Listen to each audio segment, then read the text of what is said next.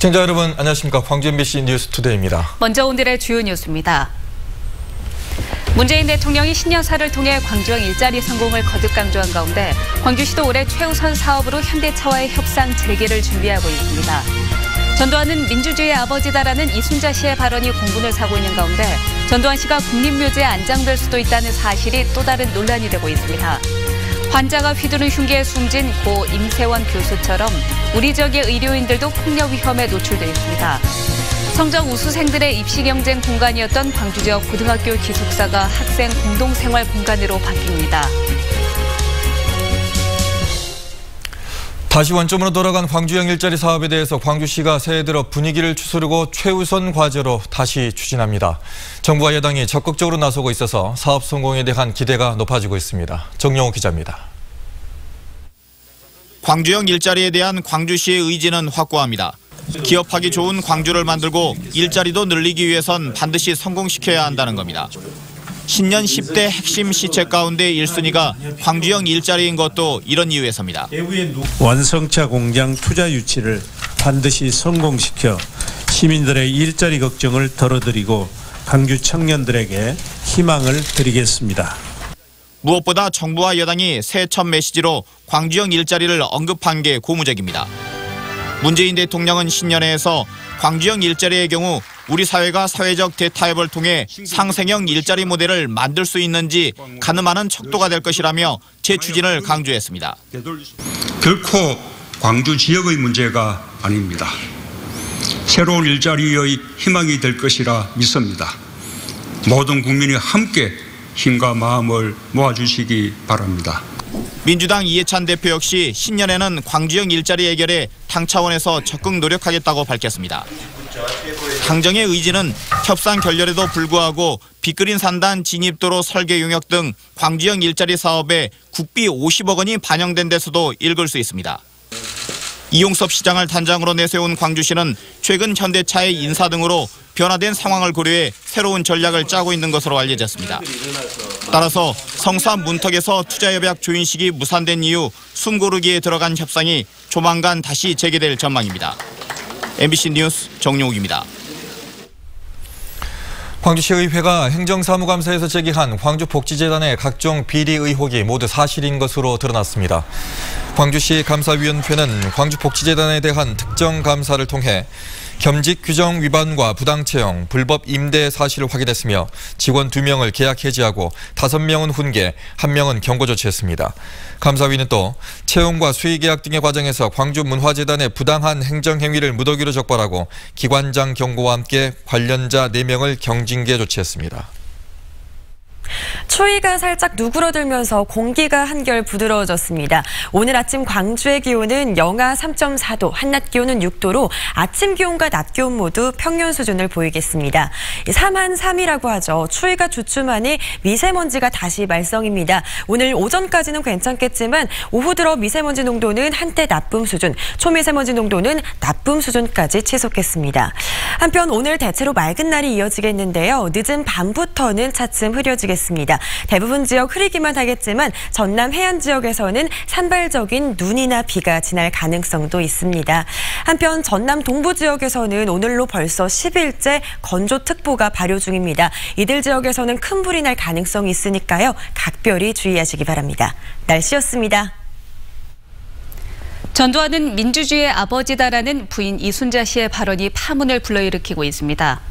비난 여론이 확산되고 있는 가운데 광주시민 학살의 최고 책임자인 전두환 씨가 사후에 국립묘지에 안장될 수도 있다는 사실이 또 다른 논란이 되고 있습니다. 김민정 기자입니다. 올해 나이 87살로 치매를 앓고 있다고 주장하는 전두환 씨. 전 씨가 사망한다면 어디에 묻히게 될까? 현행법상 국립묘지 안장이 불가능하지 않아 국립대전 현충원에 마련된 대통령 묘역에 묻힐 수도 있습니다. 국립묘지에 관한 법률은 금고 이상의 형을 받은 사람을 안장 대상에서 제외하고 있지만 사면 복권을 받은 경우에 대해선 별도의 규정이 없습니다. 전두환 씨의 경우 12.12와 5.18 내란죄로 무기징역을 선고받아 전직 대통령 예우를 박탈당했습니다. 하지만 김영삼 대통령 당시 특별 사면됐기 때문에 전 씨의 죄가 면해진 것으로 판단될 경우 국립묘지 안장이 가능한 겁니다. 이건 또 다른 트라우마를 양산할 수 있는 거거든요. 한 개인에게는 치명적인 그런 가해가 됩니다. 안 그래도 지금껏 그 고통에 시달리는 사람이 많이 있잖아요. 이미 전례도 있습니다. 전두환 씨의 경호실장이던 안현태 씨는 징역형을 받고도 사면을 이유로 국립묘지에 기습 안장돼 무리를 빚은 바 있습니다. 이런 우려가 나오자 사면 복권되더라도 국립묘지에 안장하지 못하도록 하는 전두환 국립묘지 안장 금지 특별법이 발의됐지만 국회에서 논의조차 되지 못하고 있습니다. 어떻게 이런 사람을 국립묘지에 안장한다고 그러면 어떻게 대한민국의 민주주의, 대한민국의 정의가 바로 설 수 있겠어요? 있을 수 없는 일인데 왜 국회 정무위에서 그거를 통과를 안 시키고 지금까지도 갖고 있는지 이해할 수가 없습니다. 남편은 민주주의의 아버지라는 이순자 씨의 발언도 전시사 후 국립묘지 안장 논란에 대한 여론 악화에 대비해 사전 정지 작업을 하는 것이라는 분석도 나오고 있습니다. 국가보훈처는 전두환 씨의 경우 전직 대통령이기 때문에 국가장법에 따라 행정안전부에서 국무회의를 거쳐 안장 문제를 결정할 일이라고 원론적인 답변을 했습니다. MBC 뉴스 김민정입니다. 우여곡절 끝에 광주에서 재판을 받게 된 전두환 씨의 공판과 관련해 광주지방법원이 오늘 추첨을 통해 방청권을 배부합니다. 광주지법은 사전에 응모한 시민들을 상대로 오늘 오전 10시 현장 추첨을 통해 75석의 방청권을 배부한다고 밝혔습니다. 전 씨의 재판은 오는 7일 오후 2시 30분에 201호 법정에서 열리고 방청권이 있어야만 입장할 수 있습니다. 광주시가 조직 개편에 따라 민주인권 평화국장 등 4개 직위에 대한 개방형 공모를 시작했습니다. 광주시는 민주인권 평화국장과 노동협력관, 대변인, 그리고 문화예술회관장 등 4개 직위를 개방형 직위로 공모하고 오늘 13일부터 18일까지 원서를 받습니다. 한편 공무원 노조는 임기제 공무원 채용이 남발되고 있다며 개방형 직위 공모 중단을 요청하는 공문을 발송하는 등 채용 중단을 요구 중이라서 진통이 예상됩니다. 환자가 휘두른 흉기에 찔려 숨진 고 임세원 교수 사건으로 의료진 안전대책을 요구하는 목소리가 높습니다. 의사나 간호사들이 폭행 위험에 노출돼 있는 건 우리 지역 병원과 의원도 마찬가지입니다. 우종훈 기자가 취재했습니다. 중년 여성이 진료실 바닥에 누워 고함을 치며 욕설을 합니다. 의사가 처방해준 위장약이 효과가 없다며 흉기를 들고 의사를 찾아와 난동을 부리고 있는 겁니다. 6차례에 걸쳐 의사를 협박한 이 여성은 구속됐지만 해당 의사는 이 여성이 언제 다시 찾아와 흉기를 휘두를지 몰라 두렵기만 합니다. 이게 의사가 진료하는 데 집중을 물론 해야 하는 게 당연한 건데 혹시 저 사람이 나한테 진료에 불만을 갖고 해코지는 하지 않을까. 정신질환자가 휘두른 흉기에 찔려 숨진 서울 강북 삼성병원 고 임세원 교수처럼 우리 지역 의료진들도 위험에 노출돼 있기는 마찬가지입니다. 진료가 마음에 들지 않는다거나 불친절하다는 이유로 폭행하는 일이 자주 일어나고 있지만 의료진을 상대로 한 폭행이 얼마나 되는지는 집계된 통계가 없습니다. 경비 인력이나 감시 카메라 장비 등 시설 면에서 대형 병원을 따라갈 수 없는 소형 병원 의료진의 안전은 더욱 취약할 수밖에 없습니다. 위급한 상황 때 사용할 수 있는 비상벨이나 대피 공간 등은 지역의 중소병원에서는 머나먼 이야기입니다. 의사협회는 응급실뿐 아니라 의료행위가 이루어지는 다른 공간에서도 폭력행위에 대한 처벌을 강화해야 한다고 말합니다. 응급실뿐만이 아니라 진료실과 병동에서 일어나는 폭행에 대해서도 응급실에서 일어나는 폭행과 같은 가중처벌이 되어야 된다고 생각합니다. 고 임세원 교수의 안타까운 죽음에 대한 추모 열기가 높은 가운데 지역의 병원과 의원에서 종사하는 의료진들에 대한 안전대책을 마련하는 일도 시급합니다. MBC 뉴스 우종훈입니다. 광주지검 여성아동범죄 조사부는 예식장 여직원 탈의실에 몰래카메라를 설치해 촬영한 혐의로 33살 홍모 씨를 구속 기소했습니다. 예식장 직원인 홍 씨는 여직원 탈의실에 카메라를 설치해 지난해 9월부터 석 달 동안 여직원 13명을 촬영한 혐의입니다. 검찰은 홍 씨가 성범죄 전과는 없지만 촬영물에 피해자 식별이 가능하거나 피의자가 사적인 영역에 침입하는 등 4가지 조건 중 하나만 해당돼도 구속영장을 청구하도록 한 대검 지침에 따라 구속 기소했다고 밝혔습니다.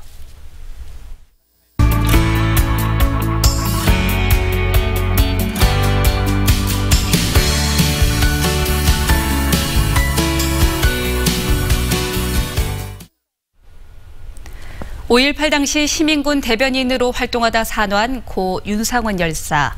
그를 기리는 윤상원 기념사업회 새 이사장으로 이태복 전 보건복지부 장관이 취임했습니다.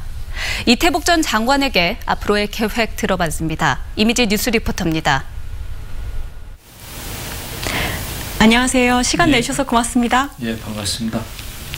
윤상원 기념사업회 이사장으로 취임하셨는데요. 예. 소감이 궁금합니다. 소감이랄 거는 없는데 굉장히 짐이 무겁죠. 할 일은 많고 여러 가지 여건은 좀 어렵고 그렇습니다. 이사장님께서는 5.18 유공자이기도 하십니다만 그럼 윤상원 열사와는 어떤 인연이신가요? 주택은행의 서울 봉천동 지점에서 근무했잖아요. 주택은행을 이제 편안한 직장을 때려치고 이제 광주에 조그만 마치코바 같은 플라스틱 회사에 들어가서 일을 할 때 제가 만났거든요. 그래서 어렵고 힘든 형제들을 돕겠다고 하는 완전히 살신성인의 자세예요. 자기 편한 직장 내버려 두고 공장 가서 어려운 형제들과 함께 하겠다고 하는 그런 삶의 태도가 너무 훌륭하고 이 지역에서는 그때 그런 인물이 몇 사람 없었어요. 윤상원 동지가 매우 선구자적인 활동을 한 거죠. 그럼 윤상원 열사의 죽음이 이사장님께도 어떤 영향을 미쳤나요? 그러면 저는 이제 그 당시가 워낙 전두환 신군부가 등장하고 살벌하던 시기잖아요. 그래서 많은 사람이 골방에 숨어가지고 나오지 않으려고 그랬어요. 무서우니까. 또 이렇게 붙잡혀간 사람들이 두드려 맞고 나온 걸 보면 만신창이가 돼 있었거든. 그게 이제 일종의 공포감을 조성하는 거죠. 그러니까 사람들이 안 움직이려고 그랬어요. 근데 우리 입장에서는 윤상원 동지가 죽었는데 내가 침묵하는 건 있을 수 없는 일이었어요. 우리도 뭔가 좀 적극적으로 광주 학살의 진상도 국민한테 널리 알리고 보다 민주화 투쟁을 적극적으로 해나가야 민주 역량들이 크고 성장할 수 있는 그런 토대가 되기 때문에 우리가 보다 적극적으로 싸우자. 뒤로 빼는 이런 분위기를 이제 바꿔간 거죠. 그걸 뭐 되게 적극적 투쟁론이라 이렇게 얘기하는데 그게 비롯된 건 바로 윤상원이가 전남도청에서 죽음의 길에 선택을 했기 때문에요. 그럼 이렇게 윤상원 열사의 삶을 기리는 것이 어떤 의미가 있다고 보십니까? 저는 더 중요한 의미는 윤상원 동지처럼 당면한 과제를 위해서 자기를 모두 내던지는 자기 삶을 전부 내던져서 실천하려고 하는 해결하려고 하는 그런 태도가 정말 우리 사회에 필요합니다. 일제시대도 왜 윤봉길 의사가 25살의 나이인데 그 나이에 물동 폭탄을 던졌잖아요. 근데 그거는 25살 먹은 윤봉길 의사가 그때 그냥 누가 지시하니까 그거 받아서 한 게 아닙니다. 그 전에 농민운동도 하시고 조직도 만들고 야학도 하고 뭐 여러 활동을 하다가 이거 가지고 안 되니까 보다 독립전쟁에 앞장서겠다 하고 가가지고 던진 거거든요. 그러니까 지금 우리 윤상원 동지의 기본적인 삶의 태도가 나는 훌륭하고 우리가 본받고 따라야 된다 이렇게 생각하는 이유는 역사적 과제, 그게 바로 역사적 과제잖아요. 그러면 윤상원 기념사업회 이사장으로서 앞으로의 활동 계획이 궁금합니다. 일단 윤상원 동지를 널리 알리는, 그래서 각 지역에 특히 영남권 지역에 윤상원 동지를 추모하고 기리는 기념사업회 조직을 만들 거고요. 두 번째는 여러 당면 현안 문제에 대해서 우리가 이런 데만 매몰돼 있다 보면 현안 문제를 또 외면할 가능성이 높아요. 그래서 그런 문제를 풀기 위해서 뭐 토론회도 열고 심포지움도 하고 이렇게 다양한 여론들을 묶어가서 구체적인 방안과 대안을 정부한테도 얘기하고 이래야 된다고 생각해요. 뭐 여러 뜻을 모아서 그런 활동을 좀 할 생각입니다. 알겠습니다. 네. 오늘 말씀 고맙습니다. 예. 광주 지역 고등학교의 기숙사가 학생 공동생활 공간으로 바뀝니다. 광주시 교육청은 15개 고등학교의 기숙사를 없애는 대신 건물을 재구조화하는 데 2억 원씩의 예산을 지원하고 있다며 이들 학교에는 오는 2021년까지 기숙사 대신 동아리방이나 공부방 등의 학생 공동공간이 들어선다고 밝혔습니다. 지난해 광주에서는 기숙사를 운영하는 29개 고교 가운데 17개 학교가 성적순으로 사생을 선발했는데 인권위 권고 이후 모든 학교가 성적순 선발 기준을 포기했습니다. 광주 비아중학교를 고등학교로 개편하는 방침이 확정됐습니다. 광주시 교육청은 비아중을 운영하는 학교법인 무양서원의 고교 설립 계획을 승인했다고 밝혔습니다. 계획에 따르면 비아중은 내년까지 중학교 신입생을 줄여서 받고 내년부터 고교생을 받기 시작해 오는 2023년부터는 고등학교로 완전히 전환됩니다. 시교육청은 광산구 학생들의 원거리 통학 문제를 일부 해소하고 고교 학급당 학생 수를 줄이는 데 도움이 될 것으로 전망했습니다.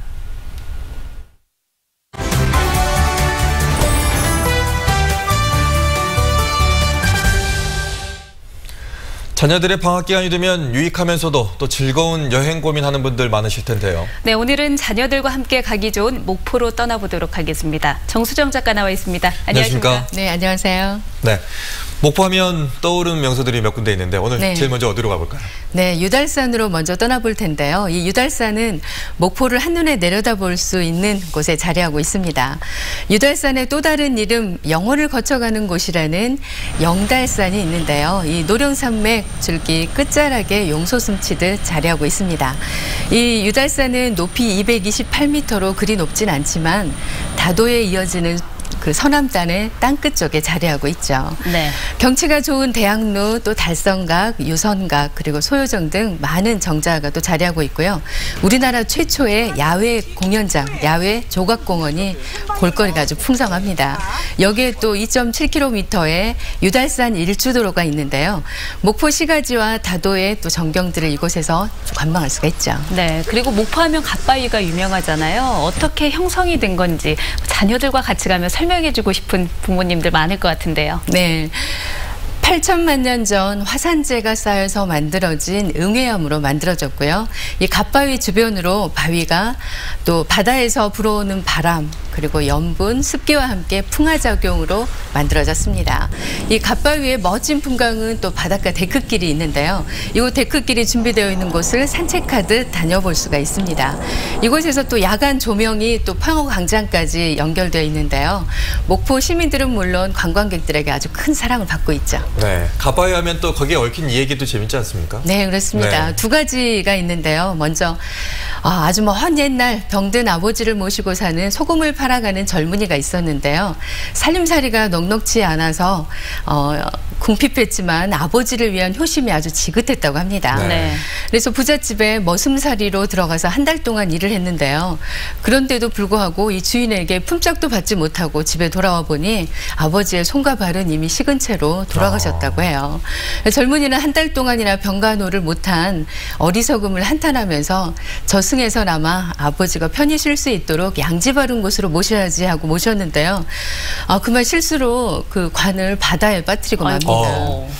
불의를 통해하면서 이렇게 하늘을 바라보면서 이렇게 갓을 쓰고 하늘을 바라볼 수 없다고 해서 갓을 쓰고 이렇게 지키고 있다가 죽음을 맞았는데요. 훗날 이곳에서 두 개의 바위가 솟아올랐다고 해요. 네. 그래서 사람들은 큰 바위는 아버지 바위, 그리고 작은 바위는 아들 바위로 불렀다고 합니다. 그리고 또 한 가지 이야기는 부처님과 아라한이 영산강을 건너 이곳을 지날 때 쓰던 삿갓을 이렇게 놓고 간 자리에 두 곳에 이 갓이 이렇게 바위가 되었다는 이야기가 전해지면서 스님 바위라고 이렇게 불리고 있죠. 얘기 잘 만들어낸 것 같아요. 그러니까요. 여러 가지 이야기를 해주셨는데 네. 뭐 그 주변에 박물관이나 전시관들도 많잖아요. 몇 군데 추천해 주시죠. 자연사 박물관인데요. 46억 년의 지구 자연 역사를 고스란히 보여주고 있습니다. 특히 세계에서 단 2점뿐인 공룡 화석과 또 신안군 앞회도에서 발굴한 세계적으로 규모가 아주 가장 큰 60공룡 알 화석이 이곳에서 전시되어 있습니다. 그리고 46억 년 또 지구의 역사를 이해할 수 있는 운석과 그리고 광물 그리고 화석 등 5만여 점이 이곳에 전시되어 있고요. 그리고 또 체험 코너도 있는데요. 지역적 특성을 살린 자연 생태를 잘 관찰할 수 있는 표본을 관찰할 수 있는 연출과 그리고 또 직접 만져볼 수도 있습니다. 네. 또 유명한 게 또 해양유물 전시관 아닙니까? 그렇습니다. 네. 이거 수중 고고학 연구를 위한 연구소인데요. 우리나라 유일하게 해양 유물 전시관입니다. 우리나라는 또 삼면이 바다로 되어 있어서 지리적 여건 탓에 배를 만드는 기술이 아주 뛰어났다고 해요. 네. 그리고 또 물자 운송과 그리고 또 진귀한 물물을 구입하기 위해서 이 바닷길을 개척을 했는데요. 이 바다에는 이러한 우리 선조들의 애환과 그리고 또 이 생애가 이렇게 담겨져 있는데요. 1976년 발굴된 이 신안선을 시작으로 해서 전국에서 발굴된 모든 유물들이 이곳에 다 모여 있습니다. 또 이 바다에서 건진 중국과 일본 유물도 이곳에 준비되어 있는데요.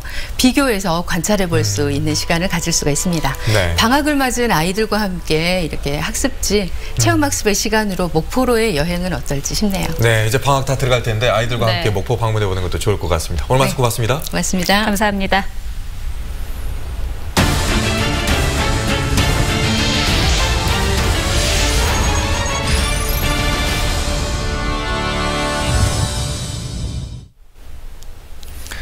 광주 축구계의 수건 사업이었던 축구 전용구장 건립이 올해부터 본격화합니다. 광주시는 월드컵 경기장 옆 보조구장을 축구 전용구장으로 개보수하기 위해 올해 120억 원의 사업비를 확보했고 이번 달부터 본격적인 공사에 들어간다고 밝혔습니다. 광주FC의 홈 경기장으로 쓰일 축구 전용구장에는 본부석과 선수단 숙소 등이 들어서고 추경을 통해 예산을 추가로 확보하면 만석 규모의 좌석까지 올해 안에 모두 완공할 예정입니다. 광주 양림동과 강진 가우도 등 광주 전남의 관광지 9곳이 한국관광 100선에 선정됐습니다. 문화체육관광부와 한국관광공사가 선정한 2019-2020년 한국관광 100선에 광주에서는 양림동 근대문화유산과 무등산 억새가 포함됐습니다. 또 전남에서는 강진 가우도와 해남 미황사, 순천만과 담양 중록원 등 7곳이 포함됐습니다. 겨울철 한파로 전남 연안 바닷물 온도가 크게 떨어져서 양식 생물에 피해가 우려됩니다. 전남도에 따르면 영광과 한평 연안의 수온은 2 내지 4도까지 떨어졌고 목포와 신안, 해남 해역 수온은 5, 6도 안팎을 유지하고 있습니다. 전남도는 오는 10일쯤엔 저수온주의보가 내려질 가능성이 높다며 사료 공급량 조절과 영양제 공급 등을 통해 면역력을 높이고 저수온이 약한 생물은 조기에 출하해 줄 것을 당부했습니다. 다음은 희망 2019 나눔 캠페인에 성금을 보내주신 분들입니다. 진월동 힐링연합의원 직원들이 48만 6천 원, 광주 독서모임 쉼표 회원들이 25만 5천 원, 하남 주공아파트 김남수 박진선 씨가 10만 원을 보내주셨고요. 선운 다사로움 주민들이 30만 원, 소촌 모아 1차 주민들이 30만 원, 담양군 남면 여성의용대 소방대에서 5만 원을, 여성자율방범대에서 5만 원, 전곡마을에서 10만 원을 보내주셨습니다. 담양군 창평면 용운길 나승경 씨가 35만 원, 적십자 회원들이 10만 원, 해고기구에서 10만 원, 용수1구에서 10만 원을 기탁해 주셨고요. 장성군 장성읍 청운 1동 차병홍 씨가 20만 원, 야은일이에서 8만 원, 소룡일이에서 12만 원, 성마 3리 12만 원을 보내주셨습니다. 대곡 1리에서 15만 원, 수해 1리에서 14만 원, 소룡 3리 10만 원, 화순군 춘향면 양곡리에서 20만 원을, 나주시 금천면 오강오리 신동마을에서 17만 원을 보내주셨고요. 월정마을에서 8만 원, 건북마을에서 10만 원, 추동 신촌 연곡마을에서 15만 원을 보내주셨습니다. 신간마을 15만 원, 세류마을 15만 원, 춘정마을 10만 원, 빛가람동 23통 주민들이 20만 원을 보내주셨습니다. 성금을 보내주신 분들께 감사드립니다.